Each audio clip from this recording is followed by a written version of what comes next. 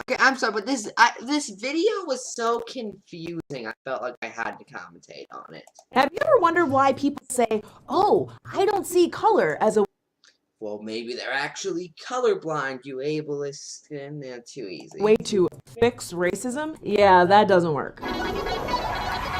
You see, the answer to racism is to be racist.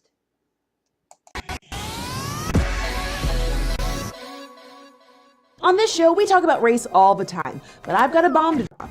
Biologically speaking, race doesn't exist. Oh my goodness, we've all been lied to! Wait, why am I hosting this show? So race isn't biological, but the Because the people who made this show wanted to have a black character, or a black person hosting the show because diversity.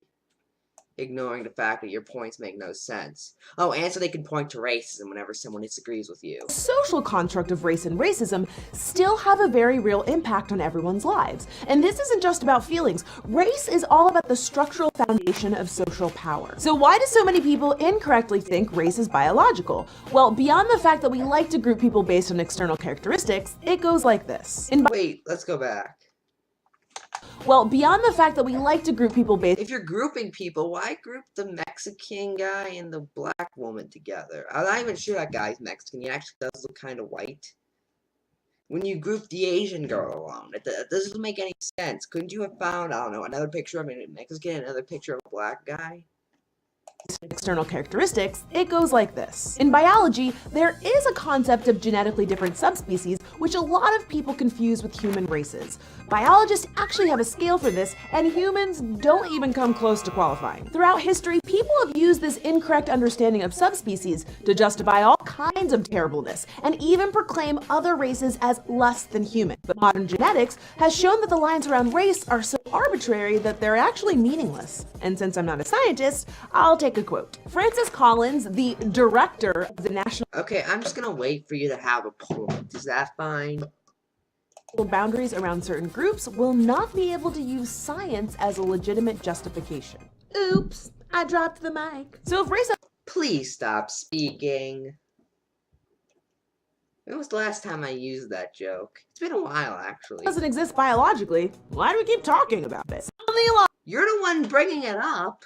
alarm, we keep talking about race because we created it.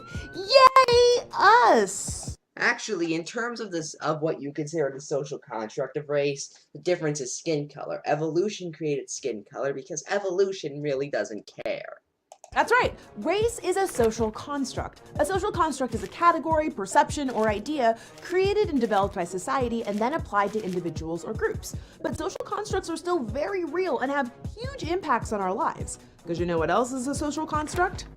Money. And if you don't think money has an enormous impact on your life, well then congratulations. You either have a trust fund or you're an adorable baby. Or maybe you're a dog. Hey, Bear! Don't, bad dog. Bad, don't make me watch MTV News again. Why am I even watching MTV News? I don't even watch MTV. Here's what I know. Talking about racism just creates more racism. No. First off, race isn't the problem. Racism is. No one's denying that. And even if it was the problem, problems don't get worse when you talk about them, and they don't magically go away when you ignore them. Not true. I had 5 cavities, I ignored them, and all 5 of those teeth fell out. Poof. Actually, there's a huge difference between comparisons here. Cavities are a health problem. Race is a social problem. Meaning that ignoring race isn't racist. So basically, you're saying the solution to racism is for everyone to be racist. Or for everyone to see race while not seeing race, or I don't know. You'll explain it in a minute. Unsolved. Colorblindness, while nice in theory, has no effect on structural and institutional racism. Racism is a system, and that system benefits certain people at the expense of others. Ignoring it just lets those problems persist. Or ignoring it makes the people who get up there not be racist. After all, we do kind of have a black president right now, but shh. Believe me, let's take a look at some examples where colorblindness doesn't work. Number 1, preschool punishment. Let's face a fact, preschool-aged children of every race are monsters. But according to the U.S. Department of Education Office for Civil Rights report, Actually, I do agree with that point. Little children are awful. That's why I never recommend having them. released in 2014, Black children make up 18% of preschoolers, but almost half of all suspensions. Let's check the description, see if you actually put any sources. Oh, you did. Huh. I also noticed dislike, but anyway, I like how here you don't give the variables of what's been going on. You don't explain how the children were acting. Were the white children acting worse than the black children? If so, then that would be a point against it. But as of right now, I can assume that the black children were acting worse. Half. And I don't think anybody believes all these preschool teachers are racist out to get little black children, but the data I'm beginning to think you do. shows that Black and Latino children often face steeper punishments than their white classmates for the same behavior. Maybe because they're acting worse in most scenarios? I mean, I'm not saying that's always the case. I'm just saying that that's the case here. And in that case, the answer is to either not punish Black and Latino children as much, or to punish white people more, which would actually be racist. That's a problem. And simply believing we shouldn't see race or we shouldn't talk about race does nothing to solve this problem. So believing that we shouldn't be racist is racist, I guess. Number 2, the name study. A study by the National Bureau of Economic Research confirmed that people with ethnic-sounding names, that's a whole other episode, are less likely to get interviewed when they apply for jobs. Meanwhile, applicants with white-sounding names actually get 33% more callbacks for interviews. Okay, can you please define what ethnic-sounding name is, or? I've never heard that term in my life. You're going to have to explain it to me. You're going to have to educate me.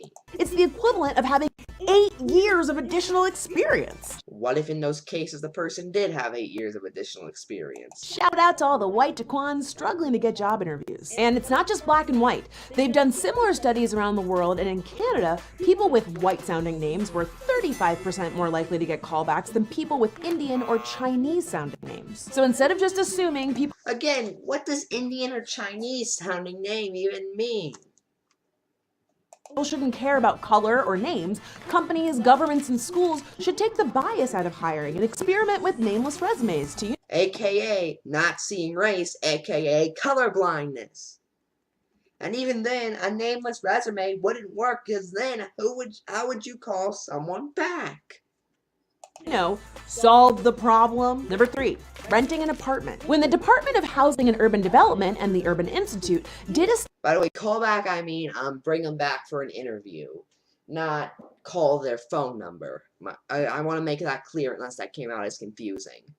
Study about real estate, they found that Black, Latino, and Asian renters were shown up to 12% fewer units than white renters. And when the Fair Housing Justice Center used actors to apply for apartments, they found that Black and Latino renters were often told there were no apartments available, while white applicants were shown apartments in the same building.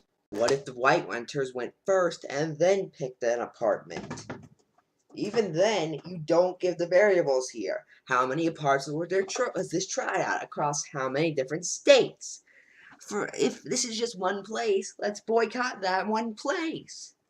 So building has a pool, a laundry room, and a racist landlady. Colorblindness won't fix housing discrimination. We're going to need smart laws and a concerted effort for that. So tell me again how colorblindness is going to fix the fact that I can't get an education, a job, or a house. By actually letting you have that. Also, I love how you're literally going against your own best interest here. You're the equivalent of someone in Michigan screaming, "Well, I like drinking this lead water."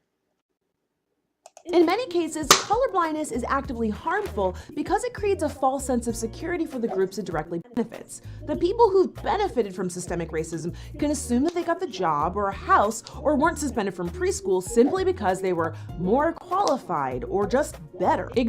So everyone is equally qualified then, meaning that I, a 13-year-old who has no experience in brain surgery, am just as qualified as a 40-year-old who has spent his life dedicated to learning brain surgery.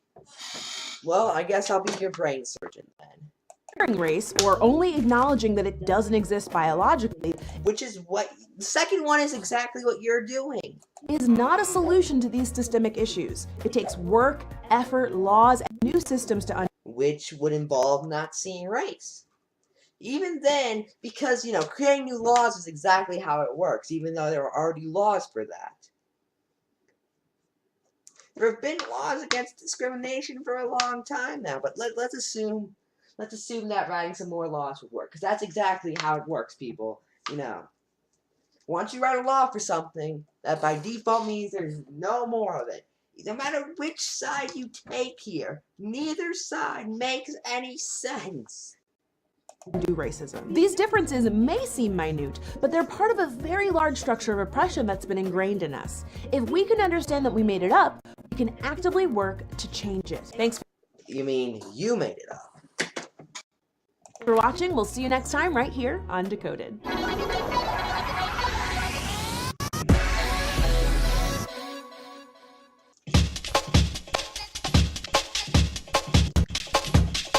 Final thoughts, I have no clue why I watched this. And by the way, looking at the likes and dislikes, I'm not the only one who didn't really like this all that much.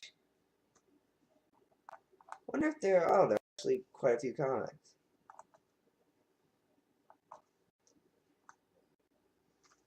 Okay, so I'll give them this. They're not cowards. They're just stupid. I'm Sick Road Joe, and good night.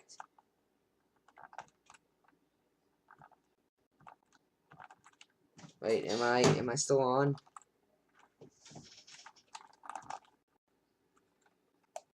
Oh, I am. Sorry about that. Actual good night this time.